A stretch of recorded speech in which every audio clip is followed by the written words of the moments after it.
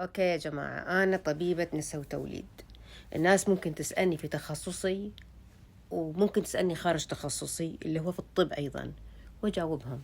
أيضا أنا إنسانة يعني هوليستيك، أحب أسمع مثلا أو إني أعطي كومفورت للناس اللي عندهم تجارب خاصة، تجارب مؤلمة أو معاناة معينة في المجتمع.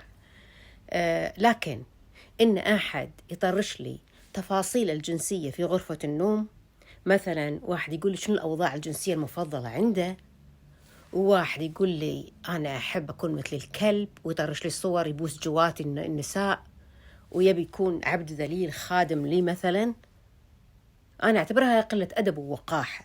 أنت تكون جاي، ترانسجندر، هيتيرو، باي، ليزبيان، ترانسجندر، ما عندي أي مشكلة، أتفهم معاناتك وأسمع. ولكن تقولي تفاصيلك الجنسية داخل غرفة النوم، فهذا بصراحة وقاحة. يعني كفاية استغلال للطف الناس. أنا أكون لطيفة مثلا وأتفهم معاناة الناس، وبحكم أني طبيبة أسمع وأكون صبورة، ولكن الناس الغبية ما أتحملها. أقول مرة خلاص، مرة ثانية تفهم، مو تقول لي تفاصيلك أنت. أنا شخصني فيك، أنت شفتني أنا قلت لك شيء عني؟ ولا مرة. أنا ما أقول حق الناس أشياء شخصية عني، ولا أحب أتعب الناس أصلا في مشاكل أنا أمر فيها ممكن. فما بالك أنت قاعد تقول لي عن أشياء جنسية ما لها أي حل، وأنا ما أقدر أساعدك فيها يا بغل، لأنك أنت عديم الإحساس. كلام موجه للنساء والرجال على فكرة، يعني من الجنسين. فبصراحة ما أعرف شنو الكبت اللي فيكم، مو بس كبت، قلة أدب، أنانية، وقاحة، سفالة، كل الكلمات ما توصفكم.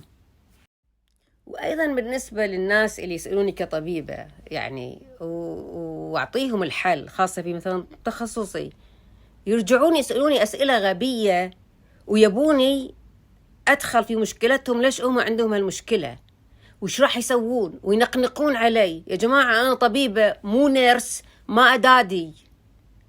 الطبيب بس يقول نصيحته والإنستركشنز مالته، ما لي دخل في حياتك أنا أنت شو بتسوي وليش أنت زعلان، والأكل اللي أنت راح تاكله وأنت قاعد تجحش مثل البغل مثلا أو البغلة. أنا إيش دخلني في الديسيبلين مالتك أنت؟ أنا مشرفة، ولا أنا أمك ولا أبوك ولا أخوك ولا أختك ولا صديقتك أصلا. فتنقنقة هذه والأسئلة الغبية المكررة لا تكررونها على الطبيب، ترى الطبيب يزهق وايد، أنت ملل يعني. وبعدين أنا صبري كبير على فكرة، يعني كطبيبة صبري كبير يعني، بس أنا أشوف مرضى في النرويج ما يقولوا لي عن أشيائهم الشخصية حيل، يعني خلي عندك إحساس. أنت أخذت من وقتي، أعطيتك نصيحة مجانية، أنا ما أخذ من أي أحد مقابل على فكرة. فإذا أعطيتك صبعي لا تاكله، إذا صار صاحبك حلو لا تاكله كله. روحوا سووا ديسبلين حق نفسكم. اللي مو قادر يوقف أكل يروح يسوي ديسبلين حق نفسه، يشوف ليش مو قادر يوقف أكل. ما أقدر أحل مشكلتك أنا وأشيائك الشخصية وضعفك أنت. يا أخي والله الناس ما تستحي صايرة هالأيام، عجيب يعني. والخلاصة من كلامي، لا تستغلون لطف الناس. يعني احنا نكون نايس وياكم ولطيفين مهذبين، لأن أهلنا علمونا على الأدب والرد بإخلاق. لا تستغلون هذا اللطف في أشياء حقيرة أنتوا قاعدين تخططون لها، أو تستغلون وقت هالناس. لا تسوون كذي، لأن إذا أنت راح احترامك حق نفسك وشفتك أنت مو قاعد تحترم وقتي، أنا خلاص ما راح أحترمك وأعطيك بلوك.